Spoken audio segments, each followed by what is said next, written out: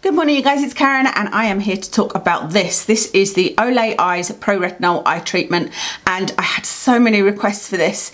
A lot of you have seen Nadine Baggett's video and were asking me about that. A couple of you were particularly asking me to review this because it was a sponsored video, sponsored by Olay, and I know that some people have a certain feeling about sponsored videos. I have done sponsored videos, not very many, but I have done them before, so I know what people's opinions are. The first thing to tell you is that this isn't a results video. I haven't used this long enough to tell you what the results are, if I see any differences or not. I'm talking about ingredients and I'm digging a bit more into the research studies other than the one discussed in the Nadine video, and I'm also telling you about perhaps the other side of the research study that was talked about in Nadine's video that was done by Procter & Gamble. So this is $29.95 and you get in here 15 ml. So I think that's really expensive.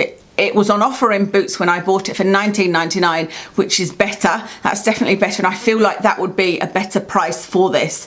And if they can do it at that special price, then they probably could do that all the time, if that makes sense. And I think £30 is just too much for this. But that's a good reason for me to do this video for you as well, so that you've got all of the facts and you can make a decision yourself as to whether you want to spend the money on it. So firstly, what is the magic ingredient in here that they're talking about? Well, it's a combination of ingredients that they being Olay, Procter & Gamble, feel that is making this effective, and it's a combination of niacin, peptides and retinol propionate. And retinol propionate is a retinol ester. So if you remember from any of my videos on retinoids, you've got retinoids or a true retinoid is the strongest, so something like a tretinoin or even an adapalene. Then you have got retinol, so you can get a lot of products with retinol in, and then you've got retinol esters and retinoid esters, and they are the much weaker versions. However, there's a lot of research going into retinoid esters, retinol esters, to find out if they could potentially be more effective without the irritation that you get from retinol and tretinoin type products. So retinol propionate is one of those. I don't know if I'm pronouncing that exactly right, by the way, but it is one of those retinol esters. So it means that it will need to first convert to retinol in the skin, then it will need to convert to retinaldehyde, then it will convert to retinoic acid, the actual active form. So it's got quite a few steps to become active in your skin, and therefore it's got a lot more work to do than a retinol, so it's weaker. It's thought to be weaker. So the top ingredients are glycerin. I've talked about that before as being a nice humectant. Niacinamide, so that's one of the key ingredients that they talk about. That is in the top 5. Then they've got panthenol and vitamin E. So panthenol is B5 and then vitamin E. And I won't go through every single ingredient at the top, but retinol propionate is number 12. And then the peptides, there's 2 peptides that they have put in this. They are about number 18 out of 36. So they're about halfway down. The other thing to tell you about the ingredients is that there are some ingredients in there that are out there on lists of potential carcinogens, which means cancer causing, and potential irritants. And they are ones, as most of the ingredients in cosmetics are, that are controversial, as in some people say there's nothing to be worried about because, say, the FDA have said it's okay at this level, but they're still on a lot of other bloggers' websites, you know, that are into, these are the chemicals that you should never use. For example, polyethylene is in here, and that is thought to be irritating, or it has shown to be irritating. It has shown to be potentially mutagenic, I think, not carcinogenic. It's only at certain levels, and so it's okay at acceptable levels. But my point being is, if you are looking for something that has none of the controversial chemicals in it, this probably isn't for you, because it does have quite a few things in it that are on that list of potential irritants and potential cancer-causing ingredients. It actually has lactic acid in it as well, which I thought was interesting, but it's just after retinol propionate, and it is above the peptides, and so I guess that's something that's there to counteract any kind of dry flaking skin you might get from the retinol. So let's talk about the studies, the research. So there was the research talked about in the Nadine Baggett video, and you can actually look at that research study. I will link it for you if you want to have a look at it yourself, but it's really interesting reading. There's so many things that I need to tell you about this study, but let me first tell you that there is some other research that was done many years ago on the ingredient of retinol propionate to see if that was any good for aging skin. That study basically showed that it wasn't any benefit at all to photoaged skin. Well, not any at all. It was so mild that it wasn't statistically significant. So the conclusion of that study was that retinol propionate does nothing for photoaging, for wrinkles, for anything to do with aging skin. It did show it might have effect on acne, funny enough. So there is another study out there, but that's pretty much it. There's those two studies. Then there's the Procter & Gamble study. So the things to tell you about this is, number one, it's not an independent study. And those of you in the research field will know that this means it's not considered evidence, because for a study to give evidence, it needs to be independent, it needs to be double blind, it needs to be randomized and placebo controlled.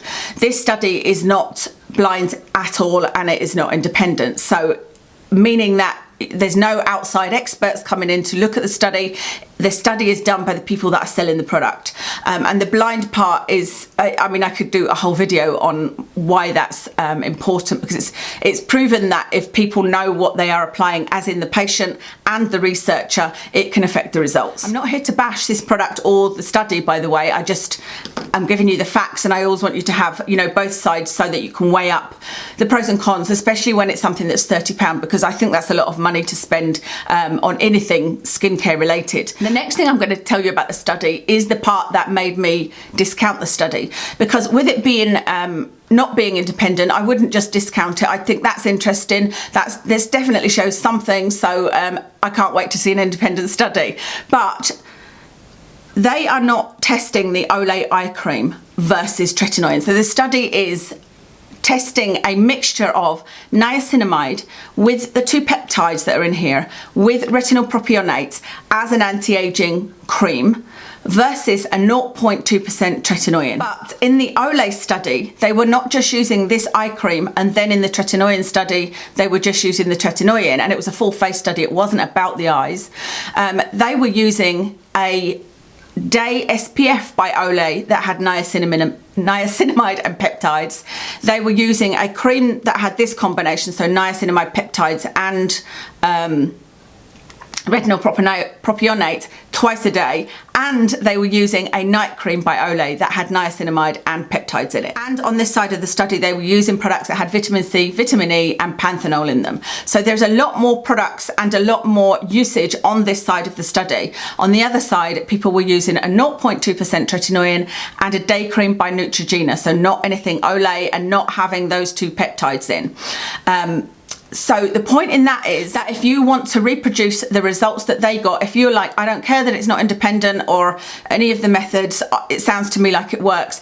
If you want to reproduce the results that they got, you would need to be using this twice a day, plus an SPF from them with the niacin and peptides in it, plus a night cream from them with the niacin and peptides in it. You need that full spectrum in order to get the results, in order for it to be like for like. I feel like that's really important, because they should really have just been using the one product with a combination of niacin, peptides and retinol propionate versus the 0.2% retinoid, then the same SPF day cream and either none or the same night cream to compare the two. They're not doing a study where you introduce this into your regime and get those results. The study is if you use products all day long from Olay with those specific ingredients in. So the study did show that there was a significant difference in fine lines and texture of the skin.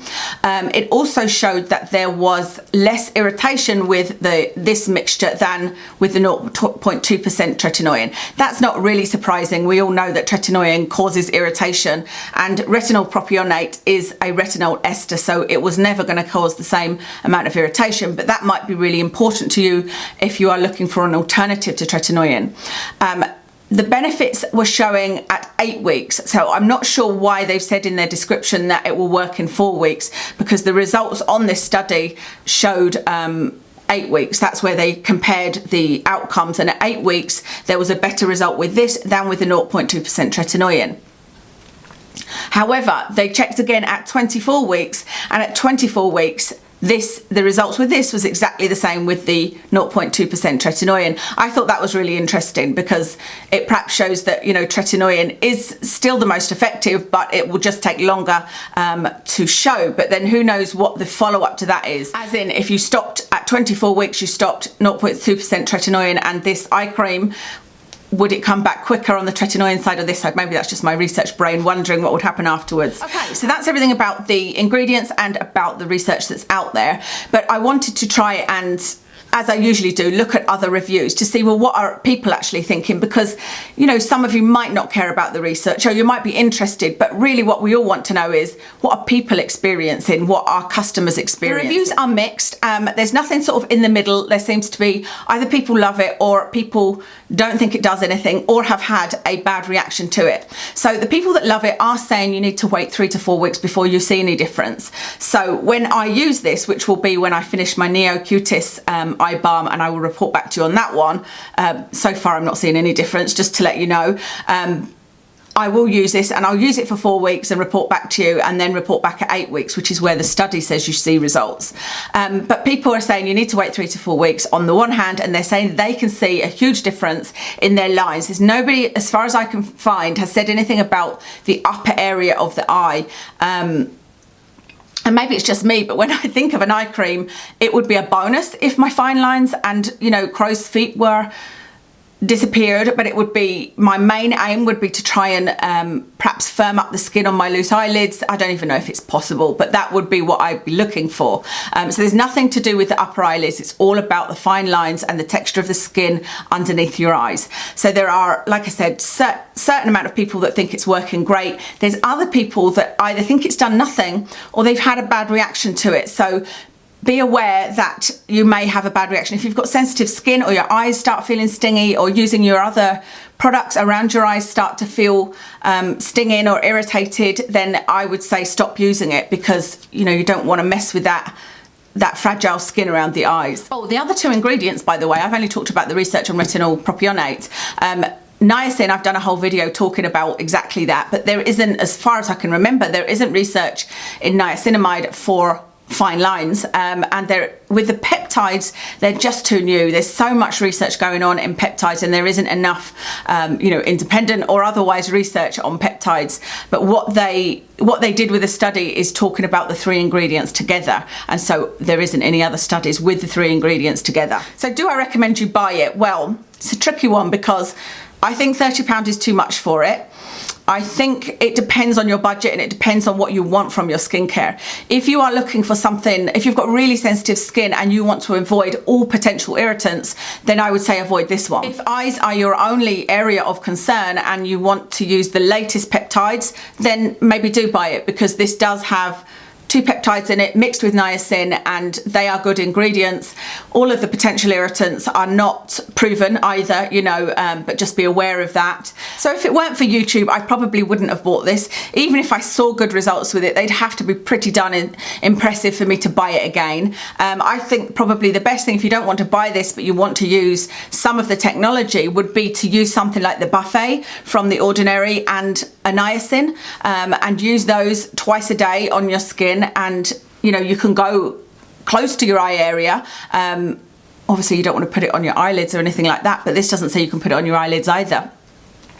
So I think that would be another good route to take, and that would be, although I think the Buffet is about £12, isn't it? So you're probably looking at spending £20 instead of £30. So I hope that was interesting. It's not obviously a definitive one way or the other at the moment, but I will let you know when I finish the Neo-Cutis. I did take pictures when I started it, and I have taken some interim pictures, and like I said, I can't see any difference around my eyes at all comparing photos, but I think I will finish that in probably another 2 to 3 weeks, and I'll come and report back to you, and then I'll start on this and take photos, etc, etc. The only kind of question in my mind with that is, firstly, of course, I'm using tretinoin, and tretinoin can travel, and so if I ever saw any benefits in the future, it could be down to the tretinoin. And again, sometimes I believe there is a delayed response. So for example, you might use something for 3 months and say it's not working, I don't see any difference, but then in month 3 to 6 it starts to benefit you, but you might put that down to something else you use. And I think it's very difficult to pinpoint exactly what benefits your skin. And really, being as I'm using tretinoin, I shouldn't be doing any kind of testing on eye creams at all, but I'm not going to wait years until I try other things. You know, I do like my skincare. So anyway, that is everything. I will tell you what I've got on. I've got on today a new foundation. It is by Gosh. It's not new, but it's new to me. It's the Gosh Foundation and Conceal. I'm saying that and I wondered, did I have it before? Anyway, it's in 002 and I put it on and it lasted so well that I thought I'm going to try it again. And I just really like Gosh as a company, and I'd be happy giving my money to them. You know, they're not just cruelty free, they're vegan, and some of their products I just adore. Like I've got their Lumi drops on. I really like the bronze Lumi drops. That's my foundation. On my eyes I've got the Viseart, it's a Theory palette. I can't remember the name of it, I'll put it in the description. On my lips is Stila liquid lipstick in Caramello. The blush is a Marc Jacobs blush in something orchid. I think that's everything. Earrings, River Island, surprise surprise. This is that little necklace I got from Forever 21, and that's everything. Oh, this top, isn't it so bright? I love it. I find it really hard to find bold colours like this, but I love bold colours like this. And I saw this in Zara and was like, yes, I'm having it. And actually I wish I'd have bought, they had a green one like this, this exact style but in green ages ago, and I didn't end up buying it, and I wish I had. Anyway, that's everything. Thank you so much for watching, and I'll speak to you soon.